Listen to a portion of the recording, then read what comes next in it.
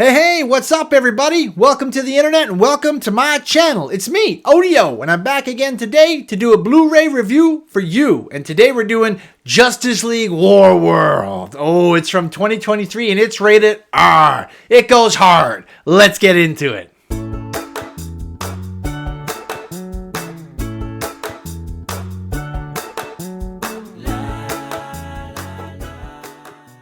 Alright, and we're back with another Blu-ray review, Justice League Warworld. Now this is one of the newer ones. It's kind of got that Tomorrowverse animation, which is not my favorite, but you get used to it by the end of the movie. And this movie's pretty cool. It's broken down into a couple of different parts. I'm going to go through them all here without being too spoilery and let you know what you're getting into. Because I can tell you with Justice League Warworld, you're getting into a rated R adventure that's horrendously violent. Violent is going to be the word of the day. Let's see what they do.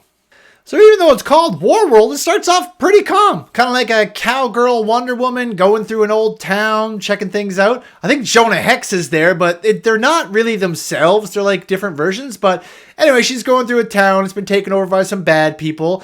There is a little fort on the outside of town. Seems like families and things are kind of hiding out there. I don't really know why. Looks like the town has been taken over by some kind of banditos.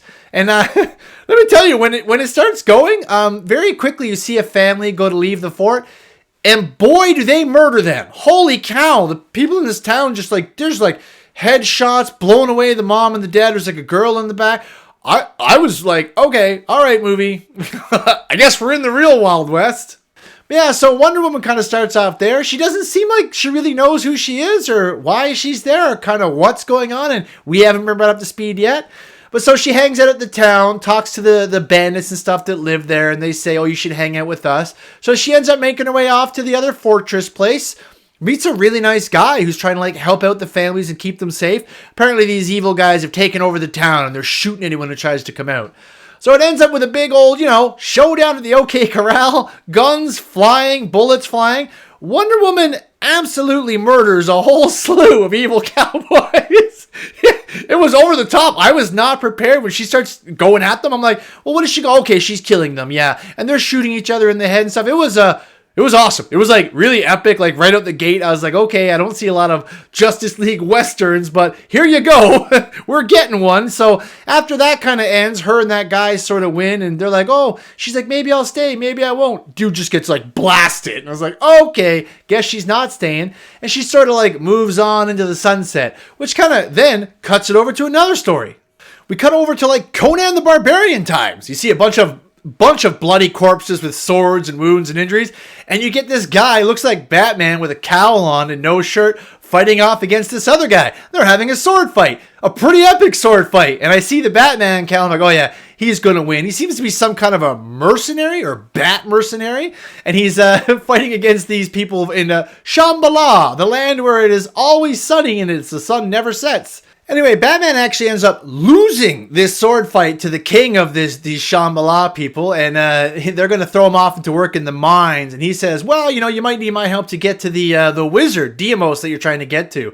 He'll kill you all before you even get there. And they're like, oh, but I suppose you'll help us if we let you go. He's like, no, I want some gold too. Mercenary.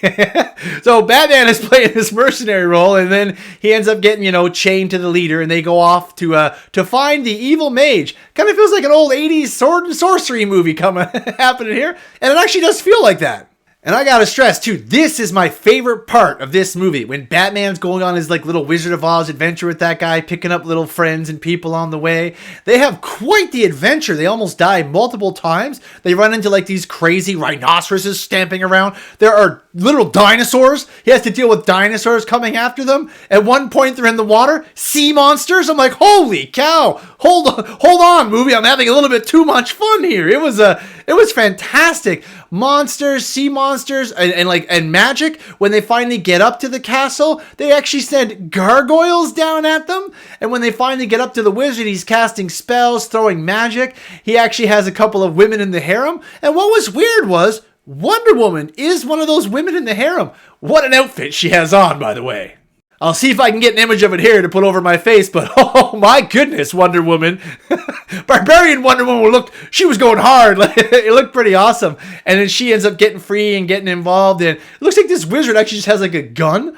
And like, I don't know, the whole story, like a lot of these characters I think are actually other characters that have somehow been like repurposed in Warworld or something. But now Batman and Wonder Woman are together. They fight off this crazy mage. Oh my goodness, he actually becomes like a Jafar snake, like the end of Aladdin. Giant snake going around trying to bite through stuff.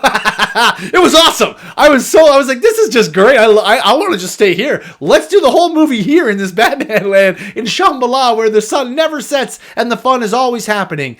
But no, eventually it does, and they defeat that snake monster guy. Then they're going to move on to the next storyline.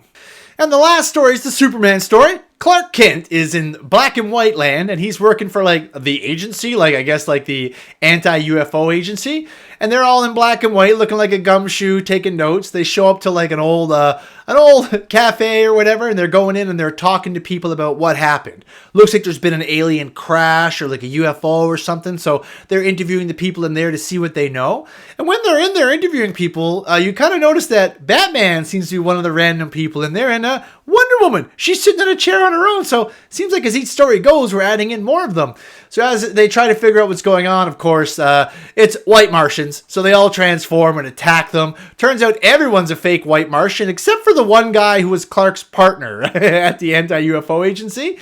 So they end up trying to escape. They're being chased by these white Martians. But Superman gets attacked. At one point, he punches it, and the thing just goes, wow, right through the wall. And we're like, how did you do that? And Wonder Woman slowly starts to realize something's going on. Batman doesn't know why, but he's like an amazing fighter, dodging the white Martians and stuff like that. Because I thought he was going to be like hurt bad or killed, but nah, no problem. Even without his Batman costume, he was able to rely on his instincts to keep him safe. So as they go through Superman's world and they're seeing all these white Martians and the aliens, they're slowly starting to piece it together. At one point, they go to where the ship crashed because they can see like the body of the crashed ship. And when they go in there, it's weird. Black and white just stops. Now we're in color. Once they get into color, it turns out Martian Manhunter had them all in this kind of like a mind trap where they weren't really there, and they're actually on Warworld. Warworld is a giant weapon, a planet-sized weapon that's powered by fear and hate. So Mongol rules it, and he pretty much runs these scenarios, keeping everyone scared and angry and whatever all the time. And he's using Martian Manhunter as like a battery for these evil dreams to kind of keep powering up Warworld forever and ever. So he'll live forever, and the thing will get stronger and stronger. And he doesn't know how to use the secret power of it because it was created by like Martians, and he thinks a green Martian is the key. But since Martian Manhunter, John Jones, he's the last one, and there's no key in him, so he's just using him for this because he ends up feeling like he's just useless. But anyway, once they're all awake, they realize Lobo is the one who kept him. I love Lobo, the main man. That dude is cool. He ends up, it's all because of him. He pretty much betrays Mongol, gives Martian Manhunter one shot to take them out, which he takes. Superman and Batman and Wonder Woman get free. You get a whole big cacophony fight with Mongol and all the Warworld people there, all the white Martians. You see all these other people kept in power. It was really cool. There's a lot going on. And because it's rated R, when these final fights and the combat happens, I can't stress to you enough, man. They are going at it. Martians are getting killed. People are going flying. No one's holding back. Everyone's just using full power, and it's great. You just get some really cool action, and then you realize that, oh well, Martian Manhunter is actually super pissed. He takes control of a white Martian's brain, and he actually tells Mongol, "You didn't realize this, but we had to use the key together. They set that up a long time ago because we were always at war, and they knew this would never happen." So he uses the key, and he's going to actually just destroy Warworld. Batman, Superman, they're all going to die. Everyone's going to die. And then out of nowhere, like, a portal opens, and just like, we need you guys for the Crisis on Infinite Earths, which is going to be coming out next year. And they just take them away. Superman is a younger version of Superman, but Wonder Woman and Batman see from the same world. So they all kind of talk after, and they say like, "Oh, there's a big crisis coming, and we're gonna need you all." So it's setting up Crisis on Infinite Earths, but yeah, Warworld just gets kablooied. It's a big explosion that happens. Martian Manhunter takes care of business. It was great. Like I said, the action scenes, there's not a whole lot of jokes, but the action scenes in the animation are really good. The story was super interesting. It took me a while to figure out what was going on, and you get a really cool final fight. Everything you want from a good animated DC movie, it's all here. And the gang's all here, Superman, Batman, Wonder Woman. It's great. If you haven't seen this, you should definitely check it out. I'm going to give this one a 8.5 out of 10 on the odometer. It's a really good time. Not perfect, but it's a really good time. And An easy recommend for anyone looking for a good Blu-ray to hang out and watch, looking for some superhero stuff. But thanks so much for watching this far, guys. I really appreciate that. Please like, share, and subscribe to the video. And remember, everybody, stay out of trouble.